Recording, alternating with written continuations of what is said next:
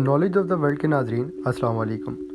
मैंने सुना था कि सियोनी एक सुर गाय के पैदा होने का इंतज़ार कर रहे हैं ताकि उसे यरूशलेम में जबल ज़ैतून पर कुर्बान करके चलाया जाए। उसके बाद मस्जिद अक्सा और सुनहरा गुंबद शहीद करके हैकल सुलेमानी की तामीर होगी। मुझे लगता था कि वो वक्त बहुत दूर है। तब तक हम कहाँ ज़िंदा होंगे। सालों से इस गाय की तलाश जारी थी। आपने अगर सूरह बकरा में गाय का किस्सा पढ़ा हो तो आप जानते होंगे कि जिस गाय के कुर्बान करने का बनी इसराइल को हुक्म दिया गया था उसकी खसूसियात क्या थी। अभी इसी खसूसियात की गाय की तलाश हो रही थी।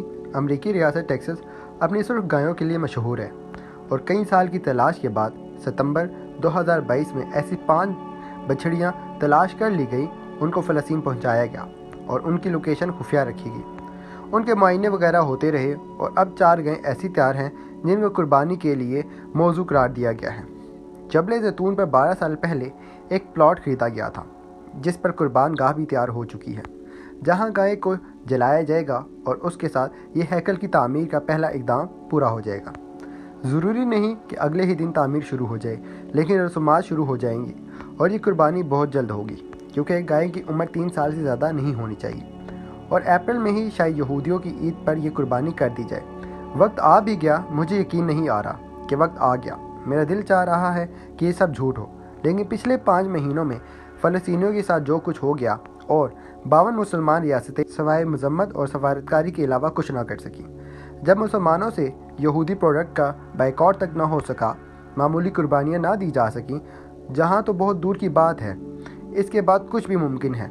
उन्होंने देख लिया है कि मुसलमानों में कितना दमखम है।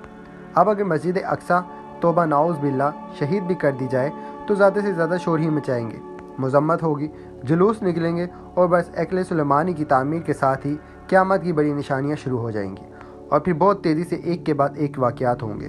मेरा दिल अभी भी कह रहा है कि या अल्लाह ऐसा ना हो, या अल्लाह ऐसा ना हो, लेकिन हमें बहुत कुछ नज़र भी आ रहा है। हम आज मुसलमान बज़ाते कौम नहीं रहे बल्कि फ़िरका बंदी में बैठ चुके हैं। आज दुनिया सारी आगे निकल रही है और मुसलमान दिन ब दिन तनज़्ज़ुली की शक्ल इख्तियार करता जा रहा है। मुझे और आप सबको अल्लाह तबारक ताला से ये दुआ करनी चाहिए कि मेरे पाक परवरदिगार इस उम्मत मोहम्मदी पर रहम फरमा।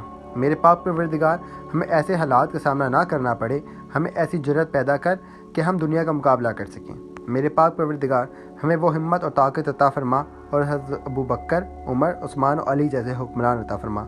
आमीन या रब्बिल आलमीन।